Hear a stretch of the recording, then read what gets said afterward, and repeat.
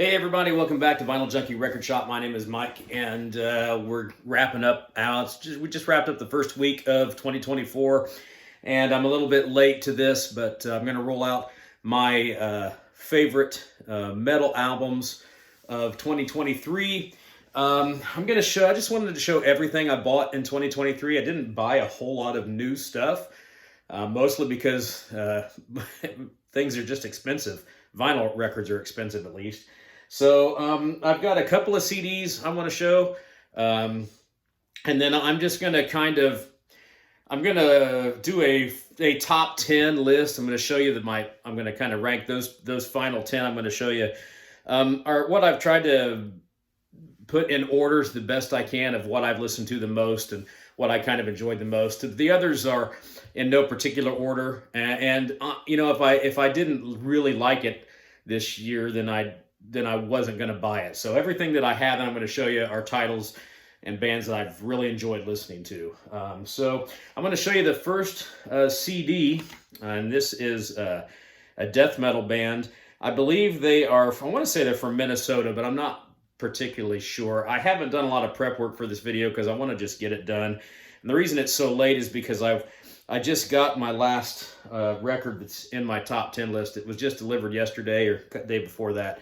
A lot of these things I kind of ordered toward the end of the year, and I just didn't get them, as early as I liked. But anyway, this is Nothingness with Superliminal. I think I might have showed this earlier on in the year. Again, it's kind of modern death metal.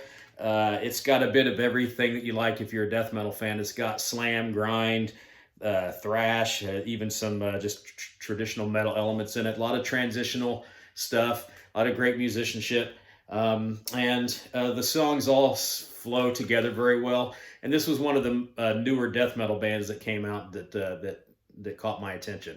Again, that's Nothingness with Superliminal, and okay, that's the only CD for a while. Now, just I want to show you the some hard rock stuff that I got. I separated these albums from the metal just because I kind of wanted the more extreme stuff to kind of stand on its own. So let's show you, as you can see in the background, I did get Hackney Diamonds from the Rolling Stones.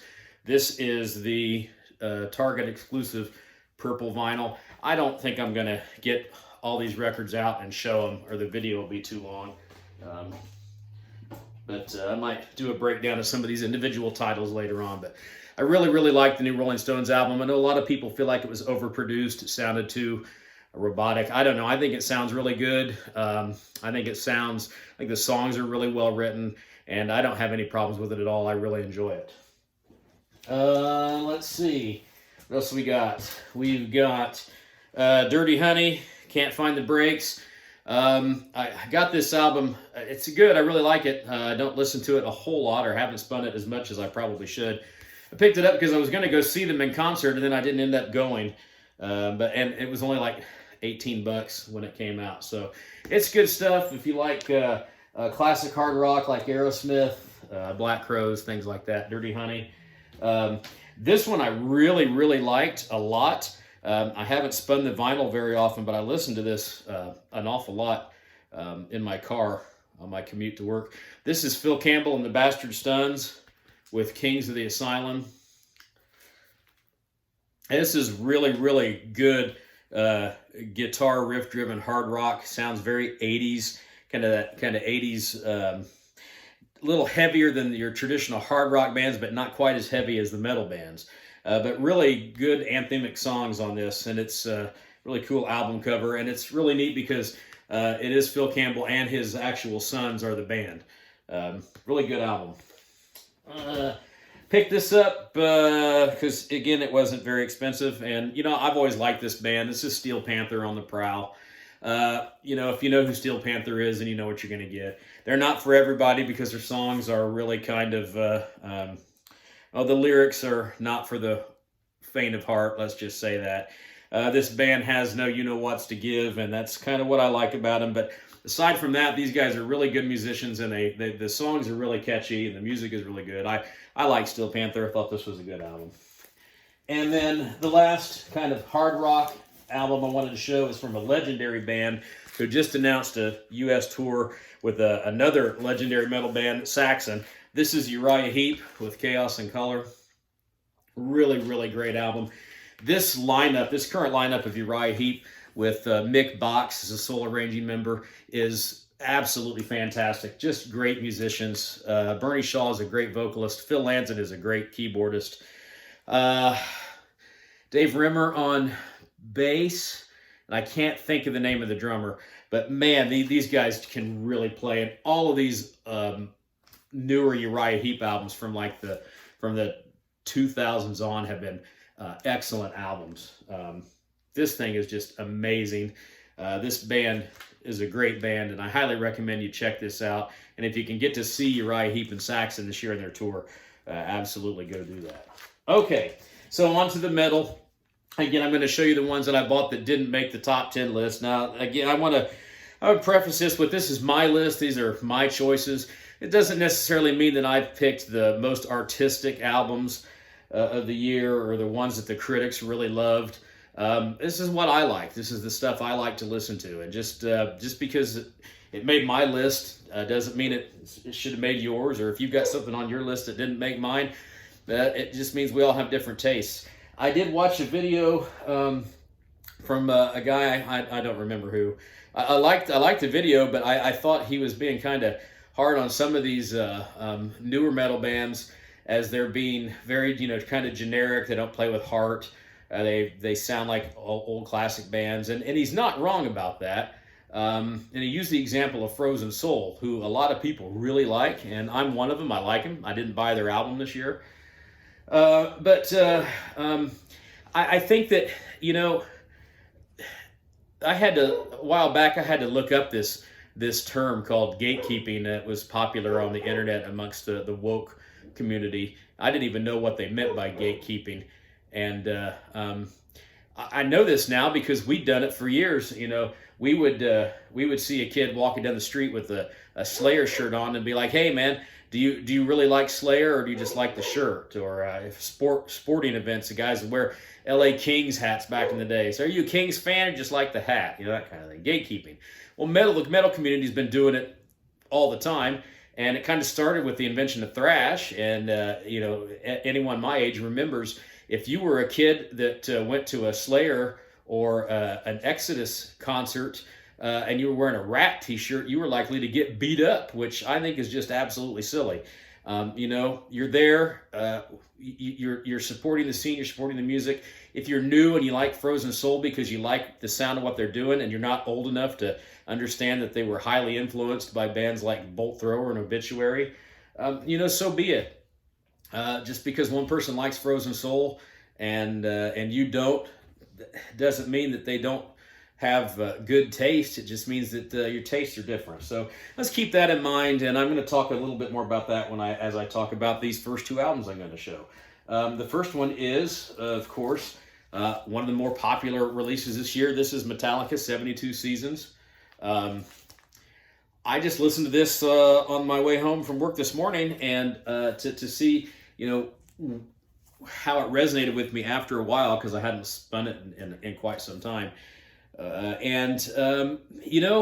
like this album. It's a good album. It doesn't suck. It's Metallica. But honestly, after the lead-off track of 72 Seasons, which is absolutely a killer track, I think it's one of the best Metallica songs to come out in decades. But honestly, after that, by about the time I'm 5-6 songs into it, I've kind of lost a lot of interest. Not interest, but I find myself thinking, yeah, this is good, it's okay, but it's just not anything really super exciting. You get to Lux Eterna, and there's a little bit of that fire that you get burning again. But to me, it sounds like a bunch of old guys trying to play what they played when they were young and invigorated. And it's not bad, doesn't suck, but it's just, I think there's a lot of other stuff coming out now by younger, hungrier bands that sound better. I think the same can be said for this one. This is Overkill with Scorched. Overkill is one of the more consistent thrash metal bands. that we've ever had. A lot of people love this album, think it's the best album of the year, one of their better releases. I think it's okay. I mean, it's overkill. It's not disappointing. It's an exciting listen. I really do like the album, but I think if I'm going to listen to Overkill, and I hadn't listened to Overkill in a long time, I'm probably going to go back to Under the Influence or Years of Decay, or something like that. But they're still going strong. They don't deviate from the formula. There's a little bit of, I mean, they do break up the pace a little bit on here, but they're still playing quality thrash metal, and this is a great album. It just didn't make my top 10. Same thing with this one. Everybody seems to love this band, and I don't dislike them. I like what they do, but I just don't. They're not my favorite. But it's talking about Hellripper, or a one-man project. McBain, I think that's his name. Warlocks, Grim, and Withered Hags. This was pretty much a mandatory purchase when it was released. It's good. It's blackened thrash. His vocal style is definitely one you have to get kind of used to. But he's really not doing anything new or fresh. He's just writing good tunes and paying homage to the music that us older folks grew up with. I mean, there is a little more diversity on this album, and I like to see that. But it's blackened thrash with some speeds, or with some just traditional heavy metal sprinkled in here and there, and it's good. It's just there was some other stuff that I liked a little bit more. This is one of the first albums I bought of the year, and it's fantastic. Amazing band, legendary band, legacy band. It's Obituary with Dying of Everything. This almost made my top 10 list just because of the quality of it. It's really good. Again, they're not doing anything new or different, but they do what they do best, and that's play old school death metal. I mean, all the new death metal that's out, bands that are all the rage right now that you're not going to see on my list because I just don't have their albums. Cattle Decapitation being one of them.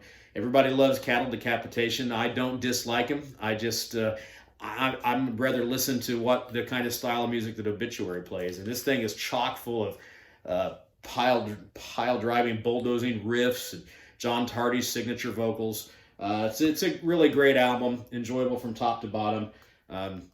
But like I've heard in other reviews, am I going to go back to this one very often? I mean, if I haven't listened to Obituary in a while, I need to listen to some Obituary. I ought to dig out, Cause of Death, or Slowly We Rot, those classic ones. But this will stand up to those. This really great production, great songs, good stuff. Okay, another one I bought very early this year. This is from a Swedish traditional metal band. This is Screamer with Kingmaker. Really like this album cover. This is a new wave of traditional heavy metal.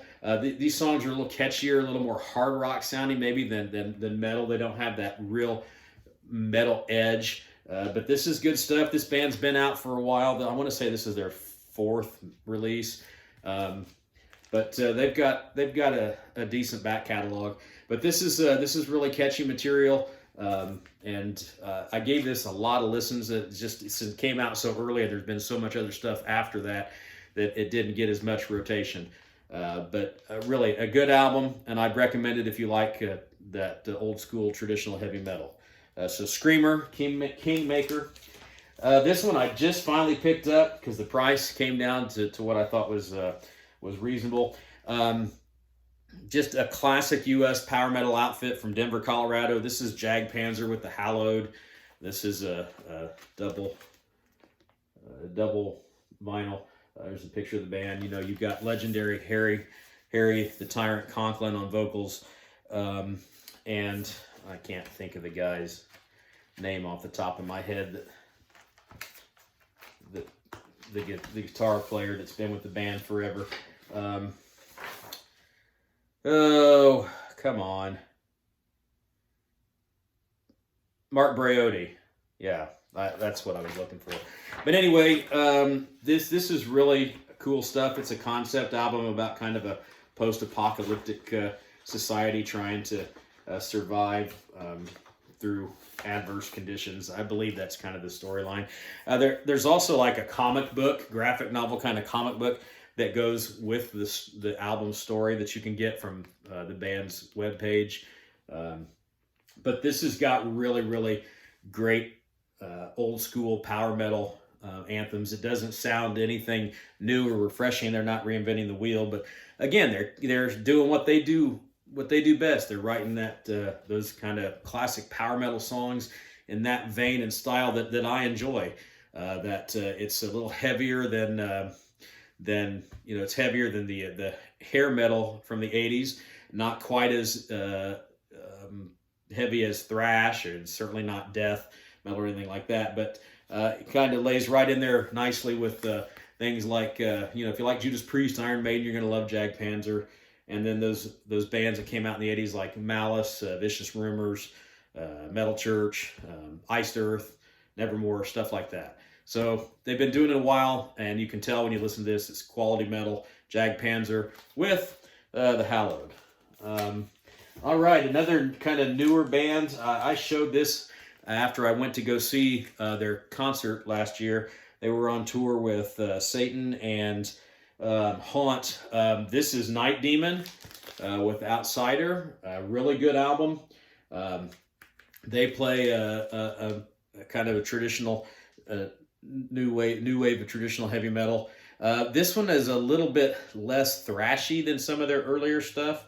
I don't know if you can really kind of tell, but this one's autographed. I got autographed by the band at the show, so that's pretty cool. But this is a really, really good stuff too. Very catchy, very well written, well performed.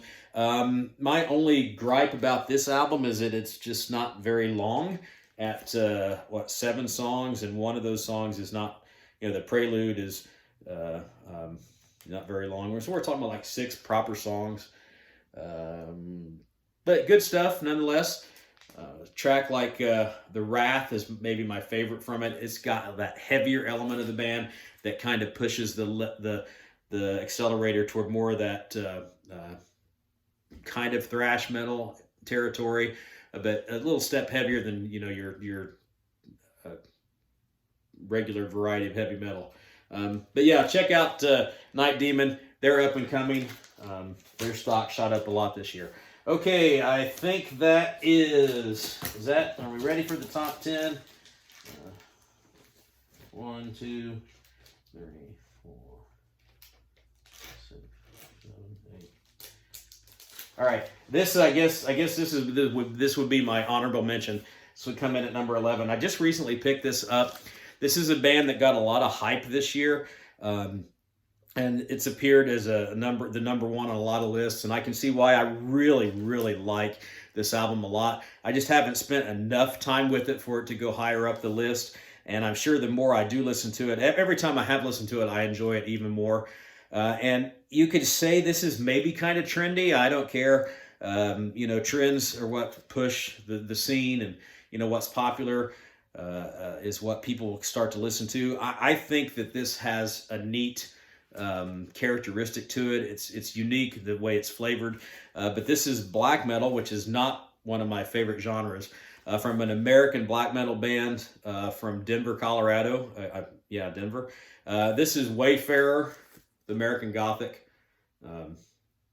I really, really like how this stuff sounds. It's got that kind of Western sounding thing. People have kind of described it as black metal meets outlaw country, but it's got Western instruments, domros, banjos. It's got those kind of riffs and guitar licks that you would hear in country, southern rock, and a Western soundtrack. But these songs are very well written, well performed. I like this a lot. Wayfarer, American Gothic, that would be my honorable mention at 11. So okay, here I guess this is the proper top 10. Again, I've tried to select albums that caught my attention that I really enjoyed, and I like to showcase a few different things. My top 5 is probably, might say it's somewhat safe, but I've got a few in here that I've not seen on any other lists, and I'm going to start that one off with number 10. I really thought more people would get on this one, but it came out early, and I think that might have been why. But this is a Boston, I believe they're from Boston, Massachusetts, an American blackened thrash band. This is Malleus with The Fires of Heaven. This is a burner of an album. The side one especially is just amazing. I talked about Hellripper earlier, and everybody really loves Hellripper. I think these guys are doing that better than how Hellripper does it. This stuff is a combination of some blackened, the blackened metal part mostly comes from the vocals, but the music is highly influenced by old, like 83 Show No Mercy era Slayer and Kill 'Em All Metallica. You've got some great guitar riffs in here, some thrashing tempos. The vocals are kind of an acquired taste, that kind of black metal vocals. But I really like what this young American band is doing with their sound, and I hope to be able to catch them on tour at some point. But this is really good. There's one misstep on this album that I think prevents this from being a stone cold 9.5 out of 10 classic, and that's this droning song toward the end. I think it's like the penultimate, so the next to last song on the album. It just kind of goes on and on and on and makes a bunch of noise, and it just didn't connect with me. Aside from that, this is nearly a flawless metal album. All right, coming in at 9. This is a band from Virginia Beach, Virginia. I believe it's a duo. And they again play kind of to me it's black metal, but it has healthy injections of thrash, death. It's a combination of all those things, which I think is what makes it interesting to listen to. But this is Four Token with Triumphs on Prosthetic Records. Really, really good stuff here. Side one just starts out with the Accelerator to the Floor, Revenant of Valor, and then it goes into Demon Queller, the Wraith That Weaves, the Labors, Serpent King's Venom. That stretch of 3 or 4 songs, those really great, memorable tunes that stay in your head. And there's a lot of good things to like here. If you're a fan of any of those genres, there's, like I said, there's death, black, thrash, traditional metal. It's all wrapped up into this and interwoven, and they make the songs sound interesting. They're not boring. Again, they're not reinventing the wheel with anything. They're taking all these classic sounds and spinning them into one product, but they do it really well. The music is performed very well. There's a lot of little things that you get in this production. This is a good headphones production, because there's a lot of orchestral things in the background and keyboard kind of things, and just a lot of depth to it aside from the thrashing guitars and pounding drums. Good stuff. Four Token, Triumphs. All right, that would have been nice. So number 8, a band that I really, really like. They're from Richmond, Virginia, I believe. Correct me if I'm wrong. But again, you can say that they're generic. You can say they just kind of rehash what's already been done, and that's fine. You really can't argue that. But I love Enforced. This is War Remains. I love this band. They take that classic metal that the guys my age grew up with and love, and they play that now with the same ferocity and energy that those bands had when they emerged on the scene. Old Slayer just doesn't sound like the Slayer of 83. And bands like Enforced, they take that formula, they take that, and they play at such a visceral level that, to me, it's very believable. I mean, this band comes out and melts your face, and even though it's not anything new or original, they do it in such a way that makes it really enjoyable. And this album will get its hooks into you and thrash you around and kick your various body parts, just like the days of old.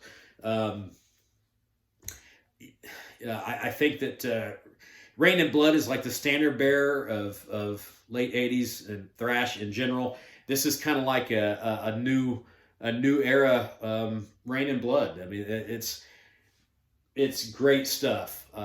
I'm not going to buy into the argument that they're not doing anything new or that they're generic. I love this band. I've seen them on stage. They're absolutely amazing, and this is a great record, great thrash metal record. All right. What's that take us to? 10, 9, 8. Number 7. This one caught me by surprise. Another American band. They are from Connecticut. And I absolutely love this album. I listened to it so much. It took me a while to end up finally buying it. I just got this a couple days ago. It's a repress. It's on Galaxy Blue Vinyl. I haven't even opened it to put it on yet, but this album is just really great. This is Fires in the Distance with Air Not Meant for Us. They play kind of a death doom, I guess, is what the subgenre they might fall under.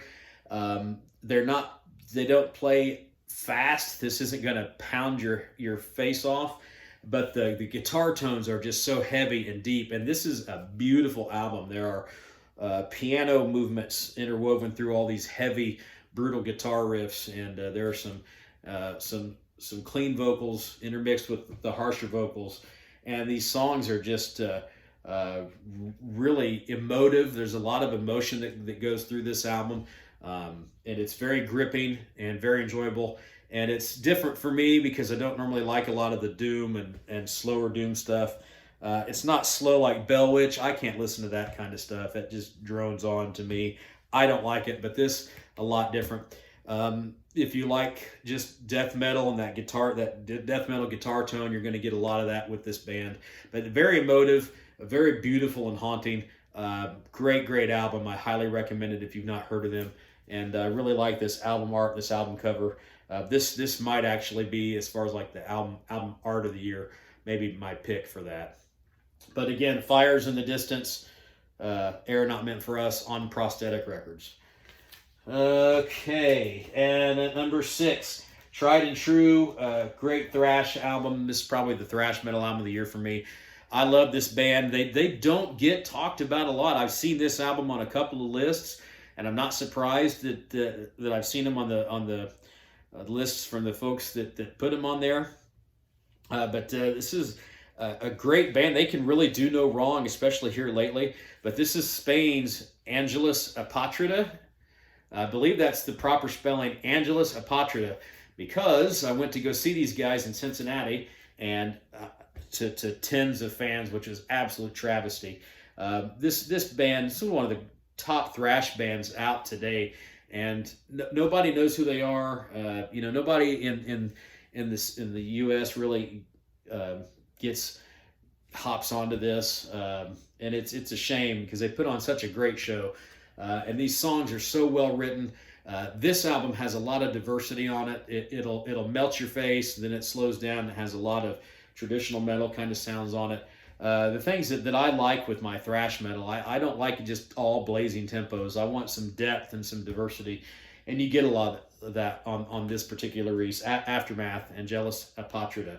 It's got some guest appearances. Jamie Jasta from Hatebreed appears on it. Todd LaTorre. Shohei, I should know who that is, but I don't. But this has got some really good songs on it. I highly recommend, if you're a fan of thrash metal and you've not ever checked out Angelus Apatrida, you got to check them out. They're great. This one's on Century Media, and that's number 6. All right, top 5. Kind of base this just upon the number of listens that I got out of these bands and where how I like them. They could be interchangeable, almost all 5 of them. But this one I spent a lot of time with. I really like this album, and I think this is a fine return to form. To me, it's a return to form. Unfortunately, under tragic circumstances, because they lost their most current and legendary lead singer, Mike Howe. But this is Metal Church with Congregation of Annihilation. They've returned with Mark Lopes. It's Lopes. Lopes is how you pronounce it. That's how he pronounced it in an interview, so that's how I'm going to say it. But Mark Lopes, who sang with Ross the Boss's band, man, this sounds to me like this came right out of the era of the self-titled debut and In the Dark, or The Dark, and those were the Metal Church albums that I really loved the most.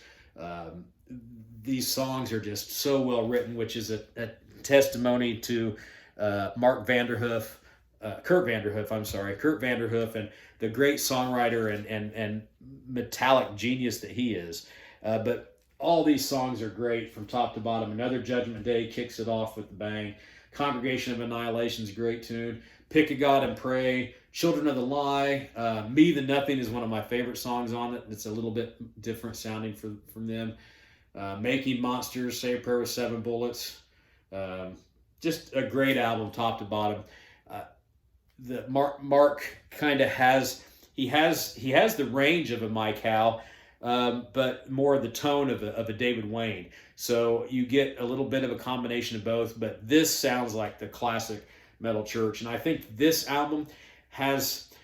I've accused the last few Metal Church albums of being okay. They just, to me, they lacked balls, is how I described it. Balls found. This album is really great. I like it a lot, listen to it a lot, and it's my number 5. All right, 4 and 3, they were kind of tied together most of the year. They came out close to the same time, and they're both kind of in the same wheelhouse of each other. But this is at number 4. This is going to be the. I want to make sure I get this right. These guys are they're from Finland. This is the Finnish death metal, kind of black metal bands that started out playing more of that classic northern type of death black metal. But this is Insomnium with Anno 1696. It's a concept piece of about a time in it actually a Swedish history, I believe.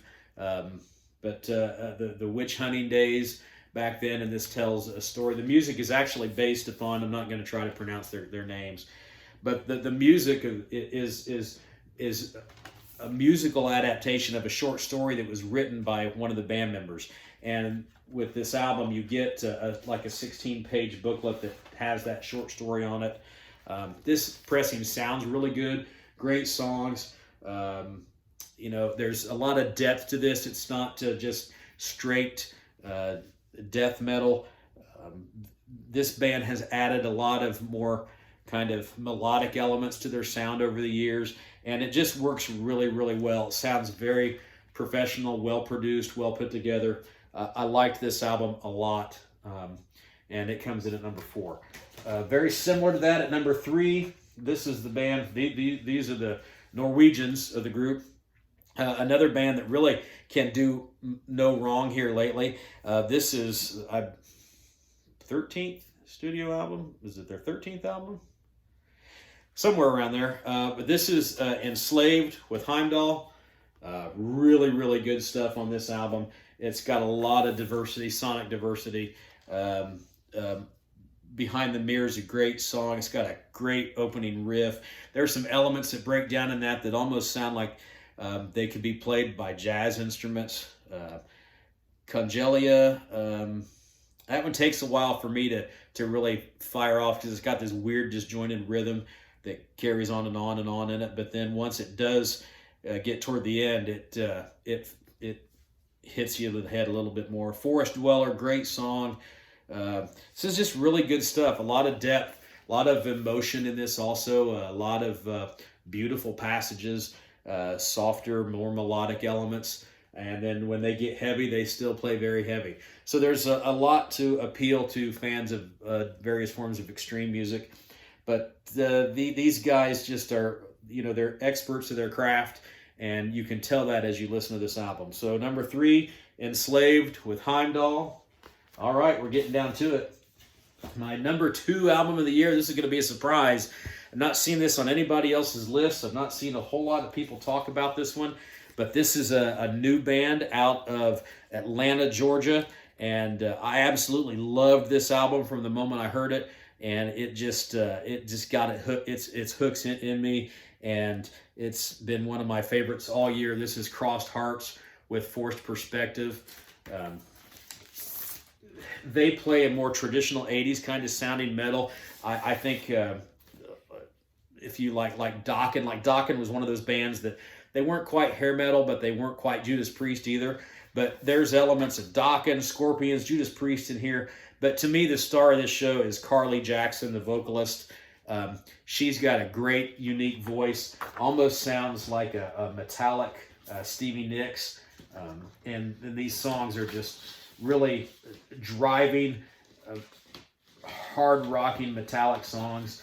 The guitar work on here provided by, well, I just had to, I just put the jacket away, but these two guys on guitar do some great twin leads. The rhythm section is solid, and these tracks are great. Speeding for Your Love comes out of the gate, you know, faster paced. White Lies, a little more melodic.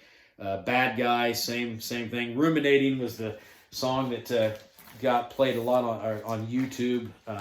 There's a video for it, and it's an interesting video if you want to check it out. And then my favorite song on the album, one of the contenders for Song of the Year for me is Call of the Wild. Absolutely love that song. Carly she does some vocal inflections and drops some oohs and ahs in there that just make that track unique for me. But I really, really liked this album. I thought it was, again, it's nothing really new or inventive. It's rooted in traditional 80s metal, but they perform it in such a way that makes it so enjoyable, and it sounds fresh. It sounds exciting. And that's what I like about these newer, younger bands. But definitely check out Crossed Hearts, Forced Perspective. I got to catch these guys on tour. And they're, again, from Atlanta, Georgia. A lot of good young American metal bands in the list. But Crossed Hearts, check them out. That's my number 2. And coming in at number 1, it's the only one I don't have a vinyl for, because it doesn't get released until tomorrow, from Atomic Fire Records, to give you a few hints here. And I might or may not pick the vinyl up because it's just so expensive. I'm really kind of tired of dropping $35 or more for vinyl albums.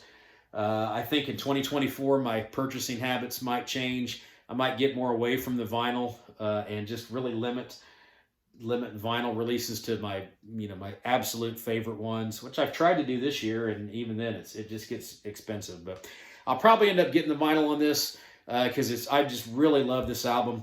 First time I heard it, it really grabbed me, and every subsequent listen, I find myself enjoying it more and more and more. And it wasn't an album that I anticipated last year. It wasn't even on my radar. It just kind of came out, and I've known of this band. I've got a couple of their other albums, but I absolutely loved it. This is Theocracy from Athens, Georgia, not too far away from Atlanta, and this is just amazing stuff. Matt Smith is the brainchild behind this project. He's recruited a group of musicians, and let's see who we've got here. Taylor Washington on lead guitar, Jonathan Hines on guitar, Jared Oldham bass, Ernie Topham drums. This is just ripping power metal that's got a perfect balance of that European sound with the American power metal sound. European power metal, that kind of noodly stuff, has never really been my favorite. But if you like Halloween, Blind Guardian, things like that, this is going to be right up your alley. And also Iced Earth, Nevermore, Jagdpanzer we talked about earlier. This is just really, really good stuff. And the guitar work is excellent. The songwriting is top-notch. The vocals are just off the charts. And it's kind of refreshing to have an album of aggressive, energetic metal music with a more positive message. It's not talking about hell and demons and fire and killing and raping and all that crazy stuff. I'm kind of over a lot of those themes that you get in modern metal stuff. I mean, they're kind of campy and goofy sometimes, but a lot of people are going to get turned off by that this is a Christian metal band. Fine, I don't care. You're missing out on some great music. Because if you like your old school Metallica, the more thrashy or the more slower mid-paced elements of Megadeth and Metallica and the 80s thrash mixed in with just with classic metal like Iron Maiden and Halloween, you cannot go wrong with this. I should probably do a more in-depth review of it, but I just absolutely love this. Flicker's a great song. Anonymous has this really great guitar riff that's almost kind of like it's, you know, they're from close to Atlanta themselves, so that's got a little bit of that, just a little bit of southern twang in the little guitar riff there.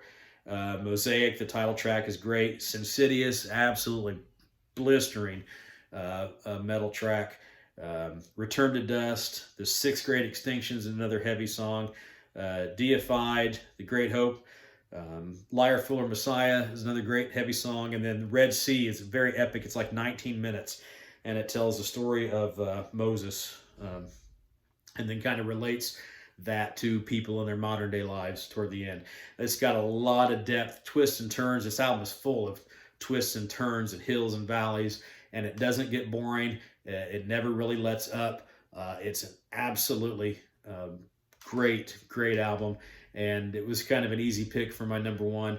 Like, again, every time I listen to it, I enjoy it more and more, and it's just great stuff. So again, that's Theocracy with Mosaic, and that's my number one. So, all right, showed quite a bit. As every year, there's stuff that I didn't get around to, or things that I really would have wanted to have bought that I didn't.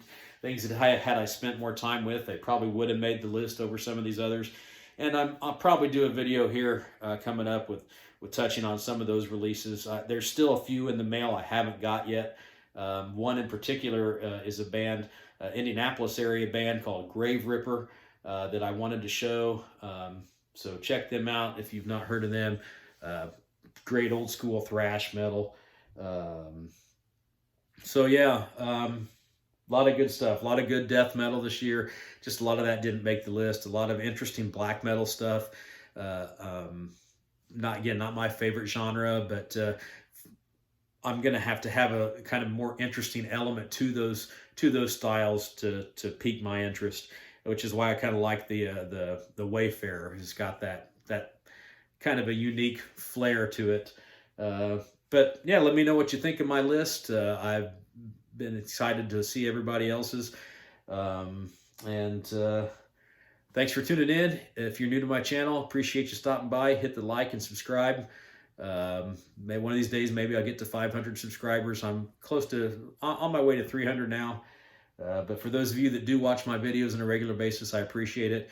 And yeah, drop me a line, hit something in the comments, let me know what you think. And we've got a lot to talk about going forward in 2024. I think it's going to be an exciting year with a lot of good stuff. So I'll talk to you guys later.